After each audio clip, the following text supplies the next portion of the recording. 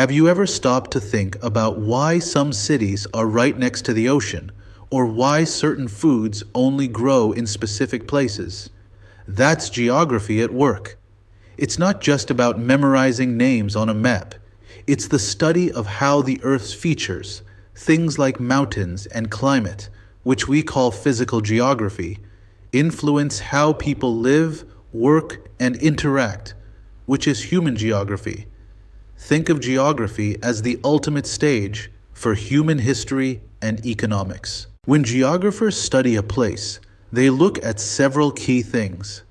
They look at location, not just where it is on a map, absolute location, but what it's near, relative location. Is it near a major trade route?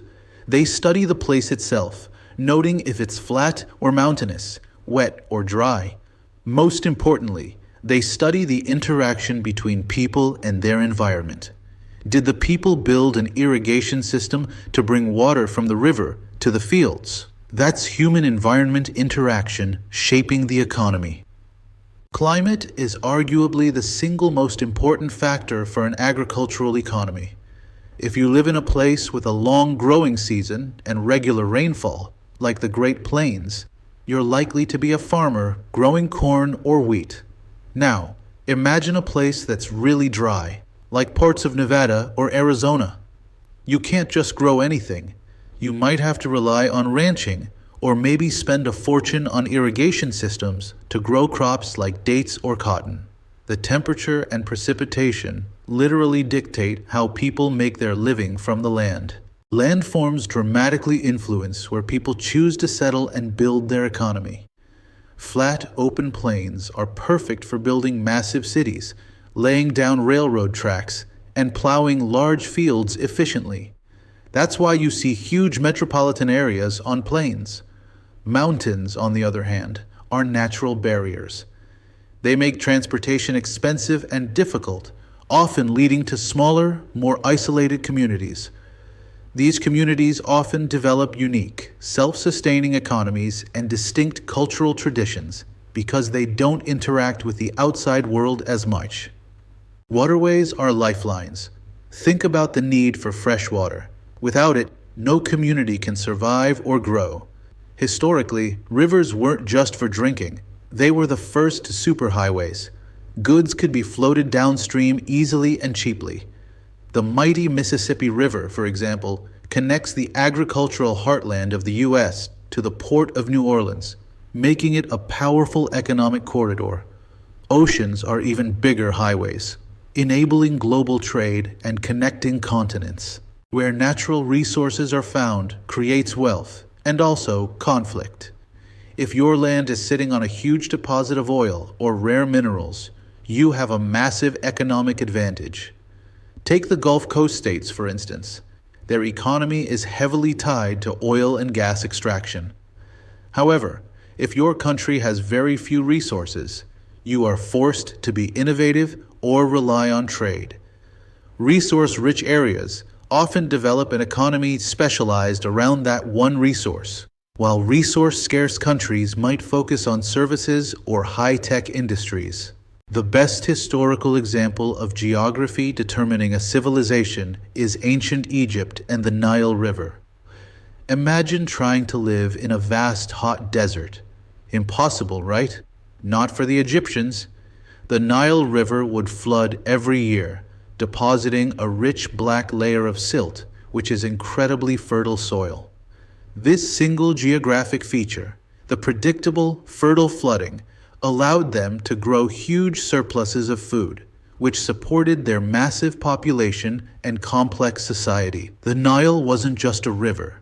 It was their civilization's entire economic engine. Before modern planes and cars, trade routes were completely dictated by geography. Traders sought the easiest, safest path. The famous Silk Road, for example, had to snake around massive mountain ranges and harsh deserts. These geographic barriers increased the time and cost of transport, which meant only high-value goods like silk and spices were worth carrying. As technology like railways and better ships developed, we started to overcome these geographic obstacles. opening up new and cheaper trade routes. Look at a world map, and you'll notice many major global cities are on the coast. That's not a coincidence. Cities like New York, San Francisco, and Singapore grew into economic powerhouses because they have natural harbors, deep, sheltered areas where large ships can easily dock. These natural features allow them to serve as massive ports, which are the doorways for imports coming into the country and exports going out.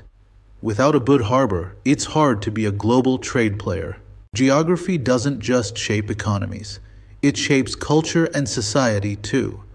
If your community is geographically isolated, maybe surrounded by deserts or mountains, you tend to develop very unique traditions and a close-knit society that changes slowly over time. Think of remote island cultures. Conversely, if you live in a natural crossroads, a wide flat valley, or a busy port, you'll constantly interact with new people, new ideas, and new goods.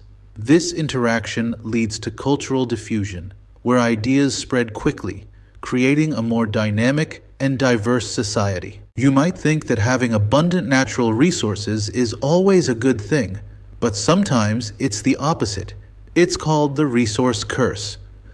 Many countries that are incredibly rich in oil or diamonds suffer from widespread poverty and political instability because the wealth ends up in the hands of a few corrupt people. Even worse, the competition over access to scarce resources, like control of a major river or an oil field, is often a flashpoint for international conflict. Geography places the resource, but human politics determines the outcome. Have you ever wondered why building a bridge or a tunnel costs so much money? It's because the topography is fighting back. It's super easy to lay a railroad track across the flat plains of Kansas, but try to build one across the Rocky Mountains, and you need to blast tunnels through solid rock and construct expensive, soaring bridges. The shape of the land has a huge impact on a country's infrastructure budget. Flat countries can build transport networks cheaply, while mountainous countries have to spend much more, which can slow down their economic development.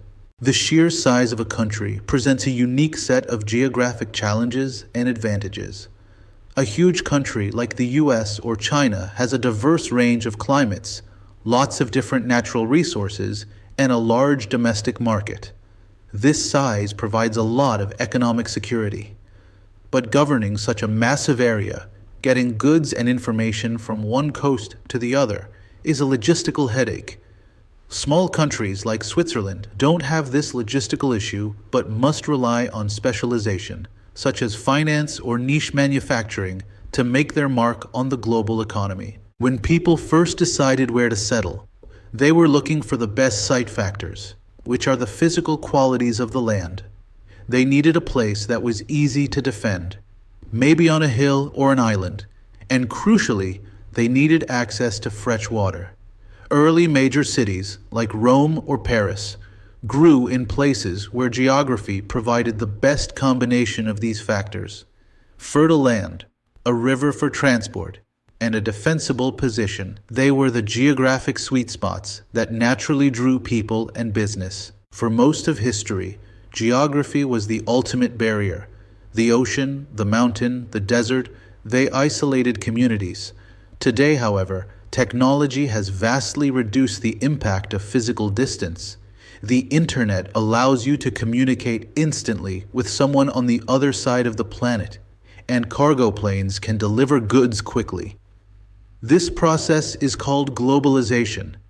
While technology has shrunk the world, local geography still matters for things that are difficult to ship, like massive amounts of raw materials or the cost of building a local factory. Humans are not passive. We actively change the environment to suit our needs, often for economic gain. We modify the land through things like terracing, where we carve steps into hillsides to make them farmable, or by building massive dams to control rivers for irrigation and power. Think of the Dutch, who famously drained swamps to reclaim land for farming. These modifications are a testament to human ingenuity, but they often come with a heavy environmental cost, like habitat loss or changes to water flow. The Suez and Panama Canals are perfect examples of human effort completely redesigning global geography for economic benefit.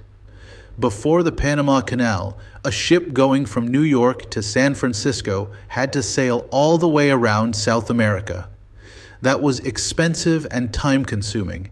By digging a channel through the narrowest part of Central America, humans created a massive shortcut.